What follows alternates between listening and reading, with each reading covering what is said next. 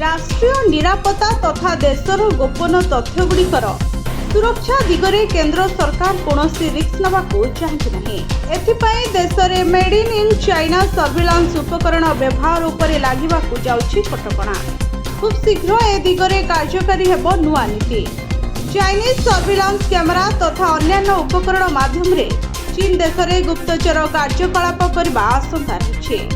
तेणु उपरोक्त गाइडलाइन आनी चाइनीज कंपनी गुड़ी बजार काढ़ापी त्वरित पदक्षेप नेउछंती सरकार।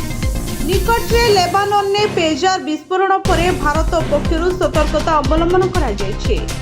चाइनीज सर्विलांस उपकरण द्वारा हुएत देशरु गुरुत्वपूर्ण तथ्य चोरी होबार आशंका रही। उक्त आशंका करी सरकार एभली एक योजना उपरे कार्य करछंती जहा द्वारा भारतर सर्विलांस उपकरण बजार बाद पड़े चाइनीज कंपनी आउ स्थानीय भेंडर को मिलिब प्रोत्साहन।